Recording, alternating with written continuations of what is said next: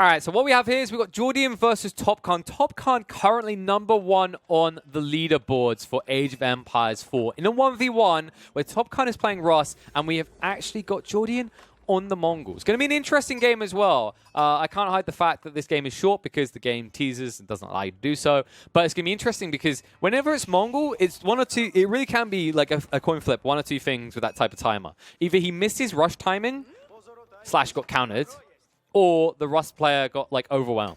Rust does have some potential early on with access to early knights, but there is an inherent disadvantage against ranged moving cavalry that can fire on the go.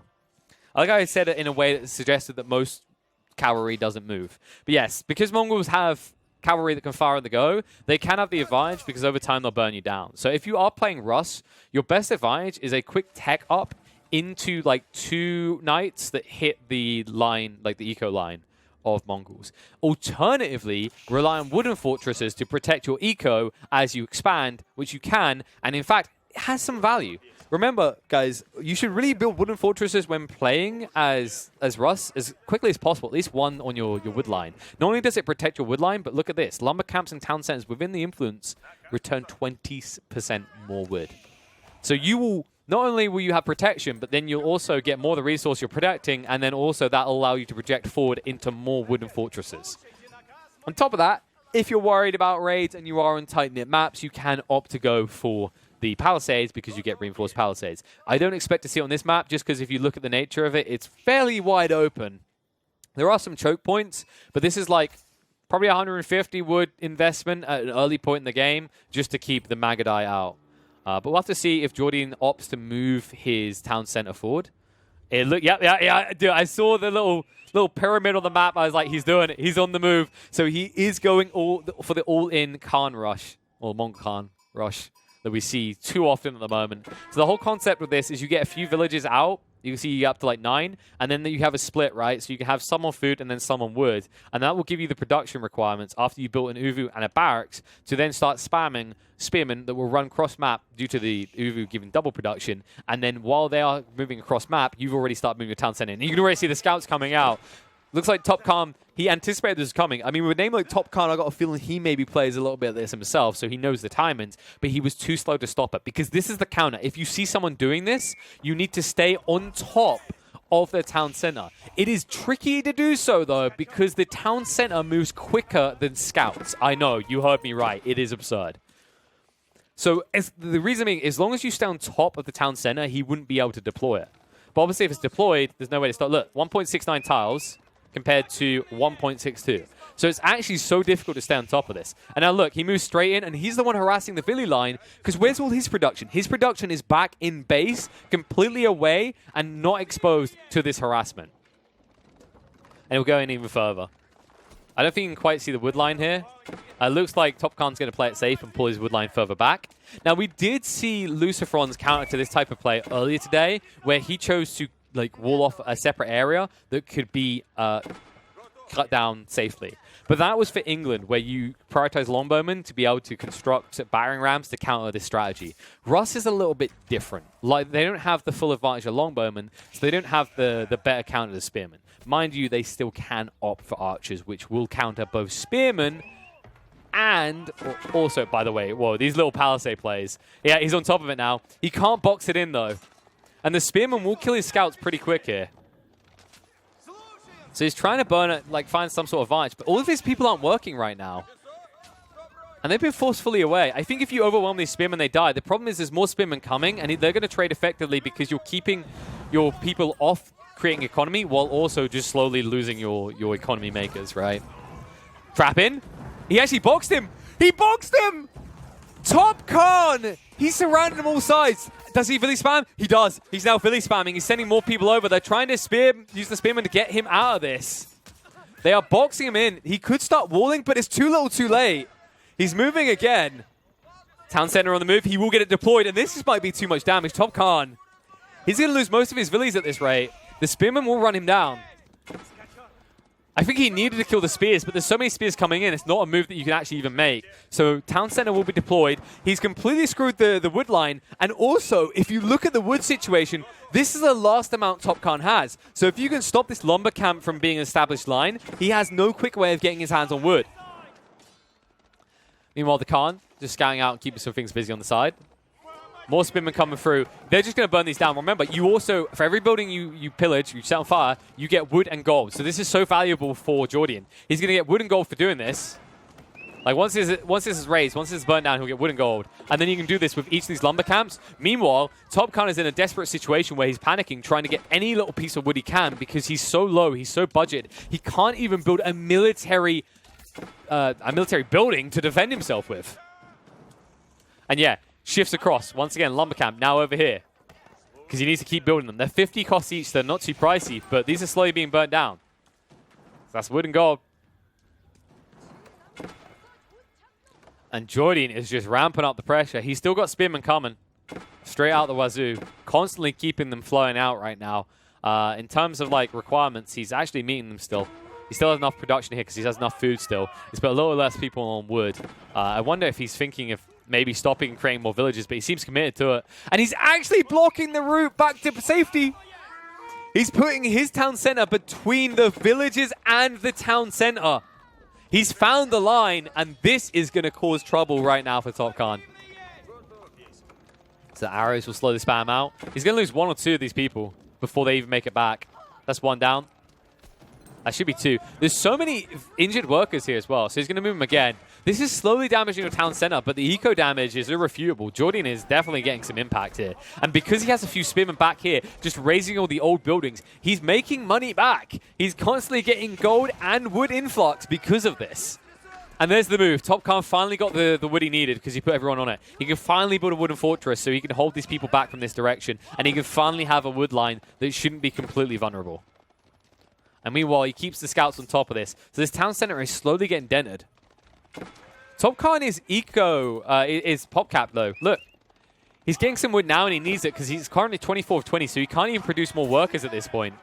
And the scouts are slowly getting picked off. The spearmen are going to get picked off by the wooden fortress that is filled to the brim with villagers that are very angry about the pointy sticks that have been hitting them in the face. And he's still sniping villagers. I don't think he's going to get any more just yet, but he can rush the spearmen in. He can actually rush spearmen in. We'll have to see if he does it. He's got plenty reinforcing right now. And he's burning another hunting cabin down. This one is not producing any gold, mind you, because there's no trees nearby. But it's just stopping him from coming out and gathering food. Like, food is yes, Khan is finally starting to get wood again, which he desperately needs, but he's running out of places he can get food is now the problem. So he's going to have to fix that one soon as well. Because look at it. He's been sitting at 39. I don't think he's produced a new villi for a while. Obviously, he couldn't because of the house situation. And now the spearmen come in. They're going to stop the next wooden fortress from going up. He has to cancel it. He's going to rebuild now.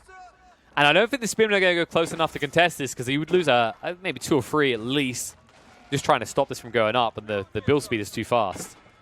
In for a penny, in for a pound. Jordian knows he's got like 2-3 more minutes to make this work, or this is just going to be too late. And he will have been repelled. Because while he still has a production line, and you can argue that there hasn't been many new villagers coming out from Top Khan, he's limited on the villager count because he hasn't built any new ones. He got 9 and that was literally it. Meanwhile, Top Khan still has 20 villagers to work with. And he still has some sheep hidden here and some dead on the ground. So he can get more food if need be. Yeah, there it is. Palisade walls going up. Just going to make it annoying so the spearman can't rush his wood line and he'll continue to produce more wood. In fact, this isn't very efficient, by the way, just want to highlight. The reason it's not efficient is because shorter walls cost, so longer walls cost less, depending on how long they are.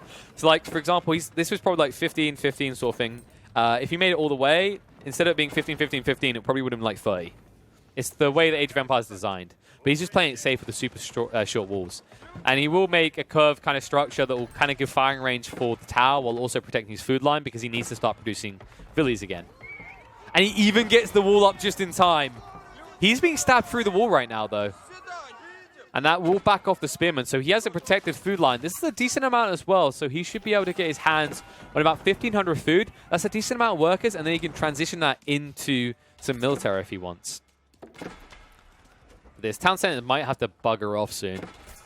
Because it can't fight his TC anymore. He's going to get it close to the food line again.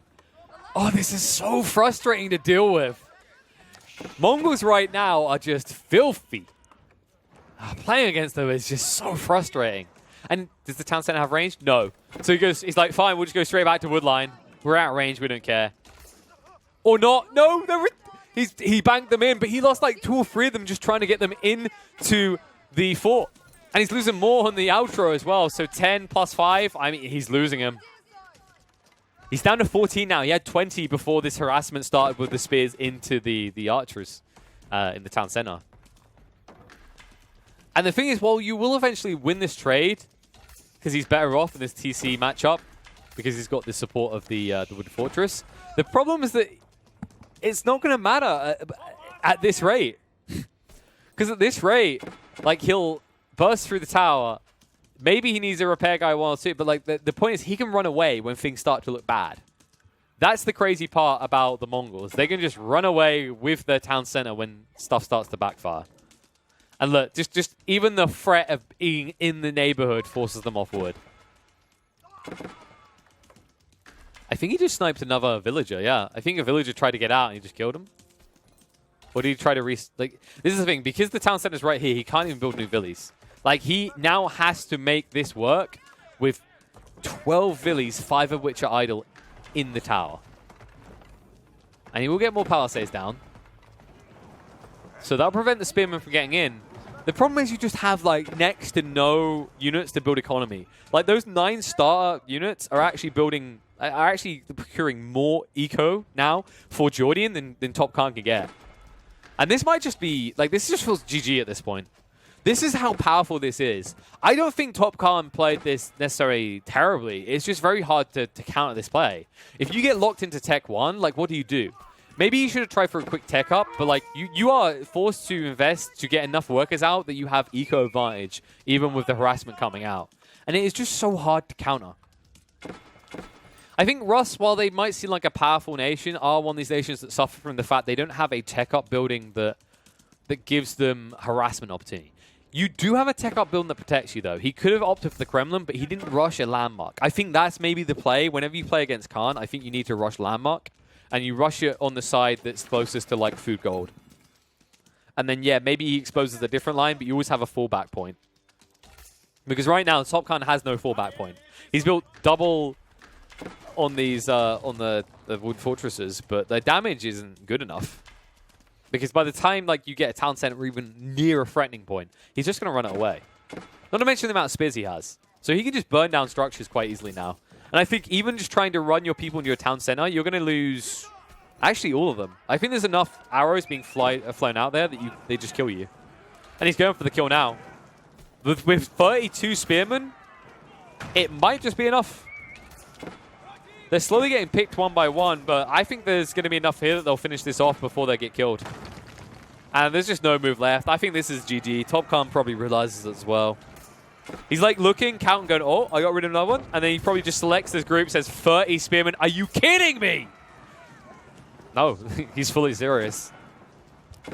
This is a frustrating strategy, by the way. This is why, like, Khan probably gets nerfed, because in 1v1s, this is disgusting. Yeah, and it's already on fire. He needs to repair it, and this is the problem. The moment you're forced to repair an on-fire structure, look what happens. Straight away, he banks people in the town center. He snipes out the remaining villies, and GG is gonna be called. Top Khan has nothing left. Mongol spammers, ladies and gentlemen.